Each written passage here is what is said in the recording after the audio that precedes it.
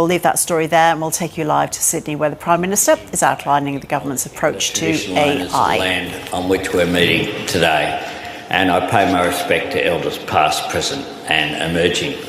It is great to be back at the University of Sydney, a place that holds so many fond memories for me. When I was studying economics here in the 1980s, the world was being taught the meaning of economic rationalism, Thatcherism in Britain, Reaganomics in the United States. Yet here in Australia we were making a different choice, and we were moving in a different direction. Because while other nations were being remade by a philosophy which held there is no such thing as society, Australia was building what has become one of the truest expressions of our society and the duty that we owe to each other as members of it. I speak, of course, of Medicare. That was an act of economic reform, of social justice, and a statement of national ambition. In creating Medicare, Australia didn't beg or borrow from elsewhere. We built for the best by building for ourselves. That thread runs through our national story. As innovators and inventors in science and research, in agriculture and energy, and in democracy, progress and fairness too. Back when the Industrial Revolution was fundamentally altering the shape of the economy and the nature of work, the minimum wage and 8-hour day were radical experiments. Today, those Australian ideas are rights that workers have fought for and won around the globe. We were the first country in the world where women could stand for Parliament and vote in elections. And these were free and fair elections, conducted by secret ballot, something that other democracies call the Australian ballot. In the 1990s, universal superannuation was controversial. Today, in nearly every meeting I have with foreign leaders and international investors alike, they raise our super system as world leading. In September 2024, when I announced that our government will be implementing a social media ban for Australians under the age of 16, that too was seen as radical. We were told it was too late to act and too hard to implement, that its opponents were too powerful to listen or change. We understood the difficulties we were up against, but we also knew that our action would send a signal and set a standard.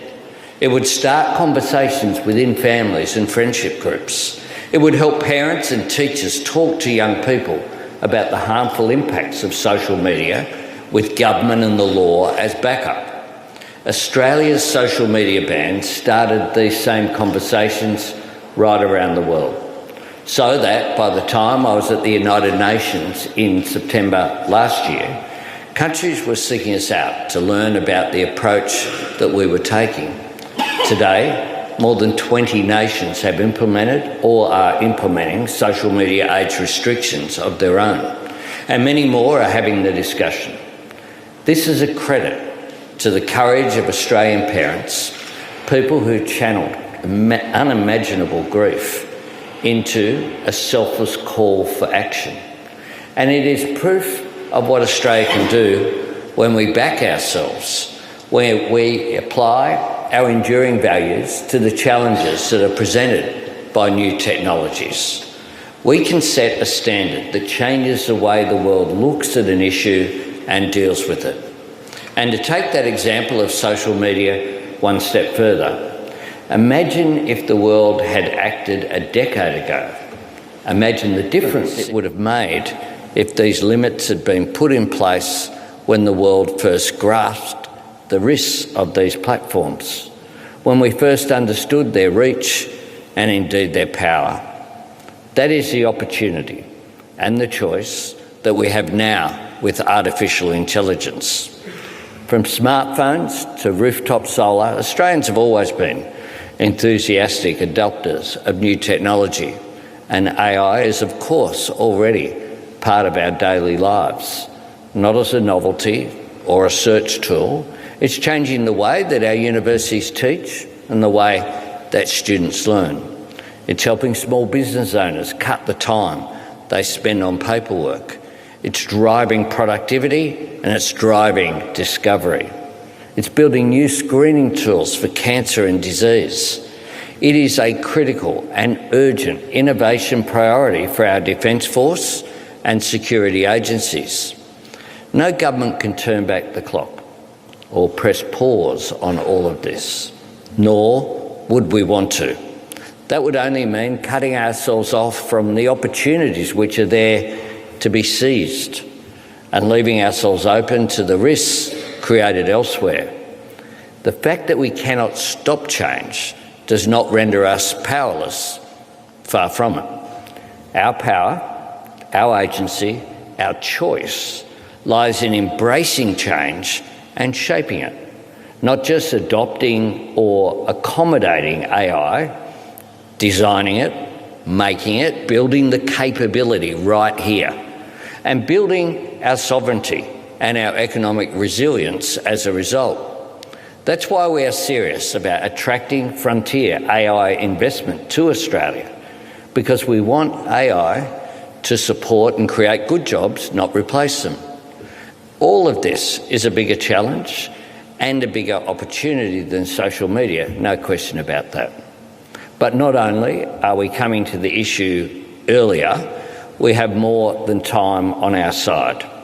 We have the advantage of geography. The expansion of AI requires a physical material footprint. It needs our land and energy and computing power to operate. That means we can set the terms, we can determine AI's social licence, but we have to do it now. We cannot revisit this issue after companies have built whatever they want, wherever they want, and try to then reopen negotiations.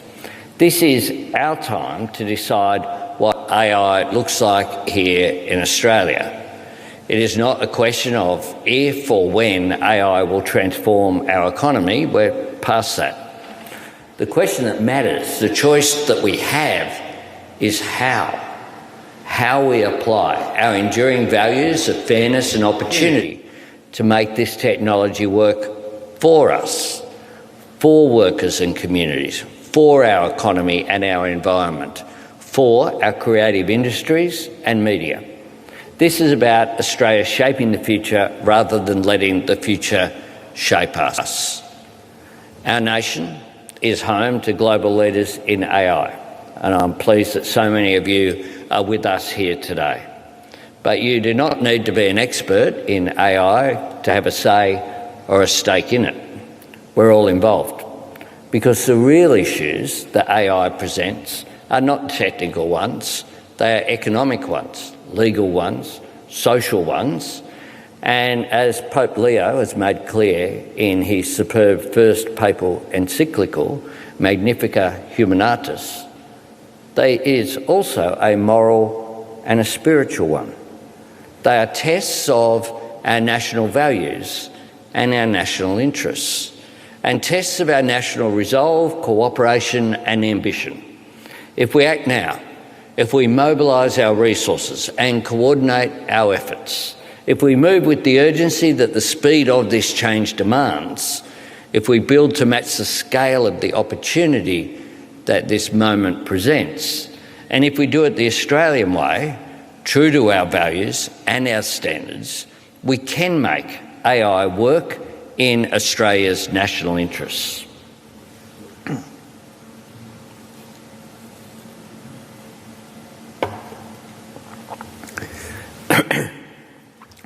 Last week, the Department of Employment and Work-Based Relations published real-time data-driven analysis of AI's impact on the labour market. The first research of this kind by any government anywhere in the world.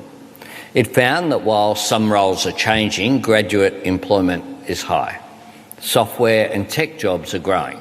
Nationwide, unemployment remains, of course, near historic lows. And participation is at record highs. Our skilled and diverse workforce is just one of the reasons that the world is queuing up to invest in Australia. Consider what international investors look for and then think about what we have. world-class universities producing skilled graduates and high-quality research, the traditional resources, critical minerals and rare earths that are essential, the space to build, the sunlight to power affordable, reliable, renewable energy. Strong bonds with the fastest growing region of the world in human history, just to our north. A legal and financial system at the top of the global ladder for integrity, the security of transactions, timeliness of payments and smart use of technology. And underpinning it all, a stable democracy. Truly, there is nowhere else you'd rather be than Australia. Just as our government's Future Made in Australia agenda is about making the most of these national strengths, making more things here to make ourselves more resilient and more sovereign, we must bring the same ambition to the opportunities of AI. We cannot settle for a short-term boom in capital expenditure and construction. We must create a new generation of good, secure jobs for our economy. And while the world is looking to us, we know it won't wait for us. If we hang back or stand still, this will just run right over the top of us.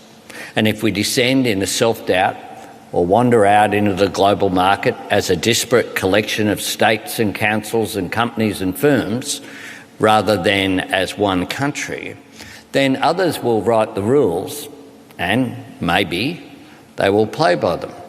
That would not only risk the integrity of Australian artists and journalists, it would mean subcontracting our national sovereignty and security to the control of foreign monopolies and relegating our workers and our economy to the last link of the digital supply chain. We cannot and we will not accept that for Australia. The inescapable lesson of the global instability of the 2020s is that if we are always dependent on someone else, somewhere else, we will always be vulnerable. This is true for resources and technology alike.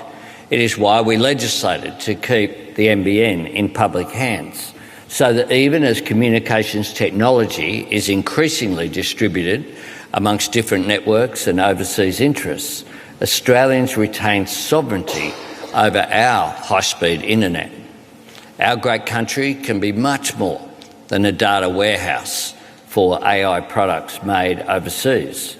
We can do much more than manage investment in ideas from elsewhere. We can lead in everything from cybersecurity and biotechnology to advanced manufacturing. And this is why we want Australia to have more of a stake in where AI is made and how it is made. We want great universities like this one leading the way. And we want more Australian companies and global firms developing AI here to boost our sovereign capability, to strengthen our national security and build our economic resilience. Today I announce that to seize and shape and share the generational opportunity that AI represents, our government will establish a set of Australian standards for AI.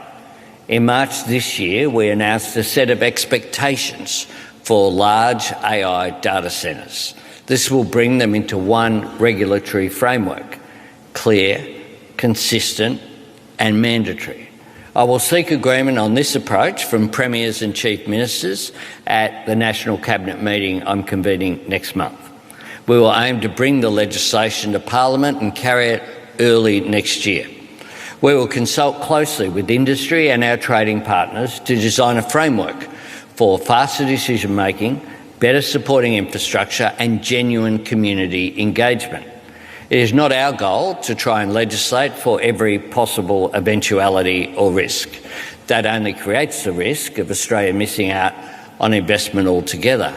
This is about having the flexibility to keep pace with change and get out in front of it, so Australia can draw on and learn from what other countries are doing and deal with issues in real time without the bureaucracy having to contemplate every modification. This is about building Australians' confidence and trust in AI and our nation's capacity to manage it, ensuring that our national interests and our national security are protected, and providing the certainty for growth, for jobs and for investment. Setting the terms means that we can put in place the strongest possible protection for Australian artists and Australian media. As a government, we make a wide range of important factual information available online. Whether it is disaster warnings or travel advisories, we want it to reach the widest possible audience, so that even if Australians aren't going directly to Disaster Assist or Smart Traveller, they're still getting up-to-date, accurate information. We'll continue to do this, as will many other businesses and organisations. But let me make this crystal clear. Not everything produced in Australia is up for grabs. Not at all. Australian writers, musicians, artists and journalists must retain ownership and control of their work. Our laws will spell that out, plain as day.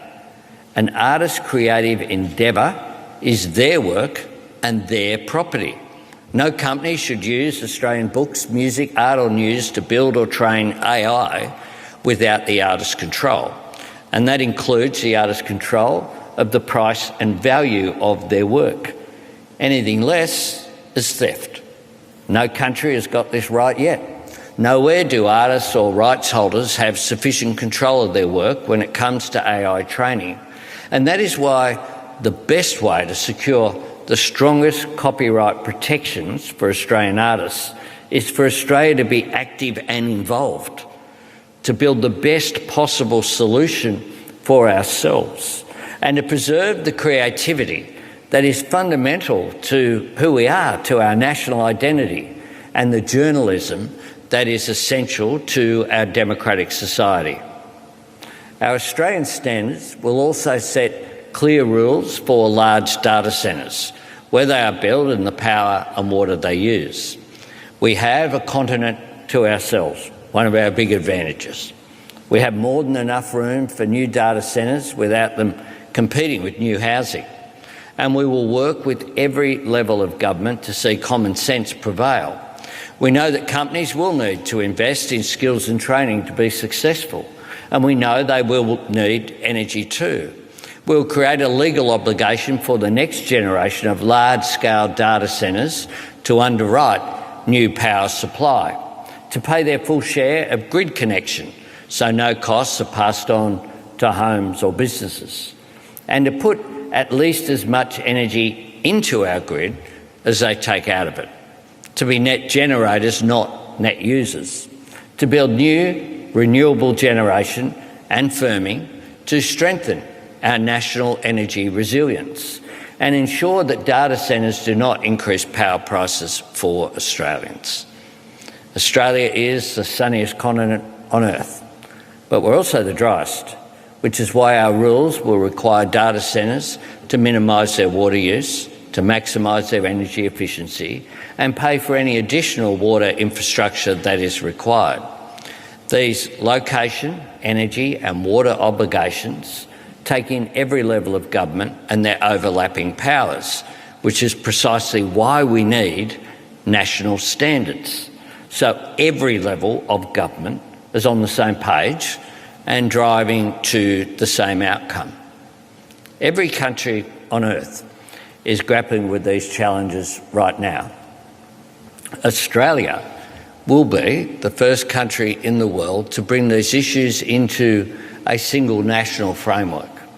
And getting this right will enhance our appeal to international investors by delivering greater clarity and speed for approvals and a streamlined process for verifying compliance.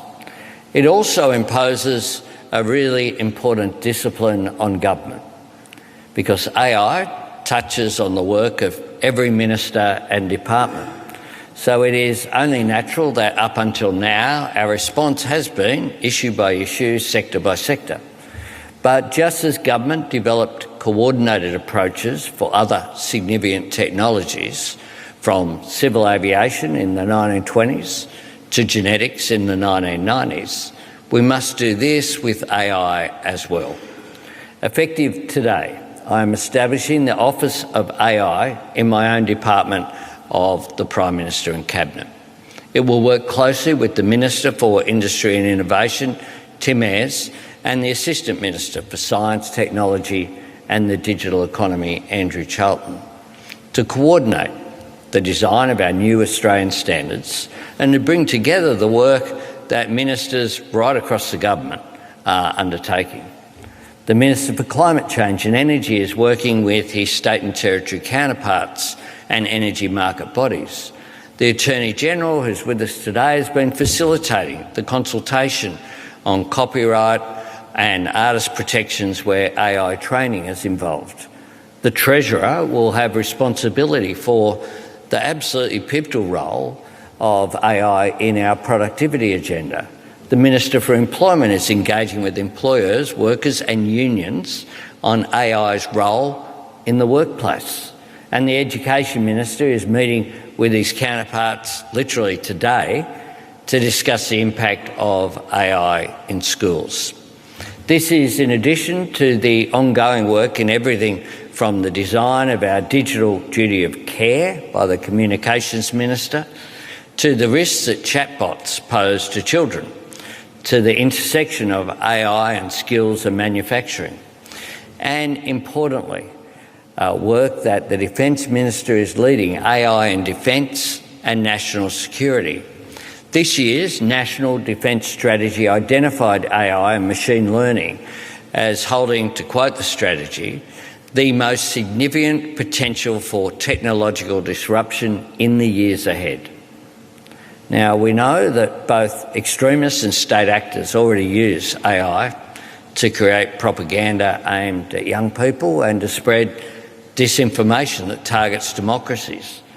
The Deputy Prime Minister and the Minister for Home Affairs are working closely with their agencies and with our Five Eyes partners on these matters of national security. And the fact that we are a Five Eyes nation is another of the advantages that we have in the task ahead.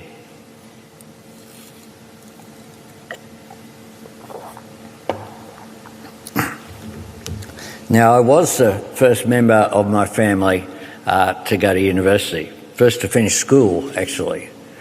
Like most of the people I went to school with, I sat my last high school certificate exam on the Thursday, and I went into full-time work the following Monday. I started work at the Commonwealth Bank branch in Home Building, about 100 metres from here. Now, when I got there as a young 17-year-old, they gave me a task which was new and revolutionary at the time. My job was to try to sweet talk the customers who were coming in with their passbooks and to convince them of the need to use this new contraption. It was called an ATM, a hole in the wall. Our target, our KPI, was if I could convince 20% of people to abandon the old paper passbooks and to trust this key card, as it was then, put it into the wall and get money pop out. That was the target.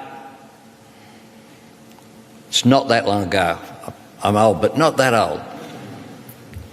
None of us could have imagined a world where most people do most of their banking today from a phone that you've got in your pocket.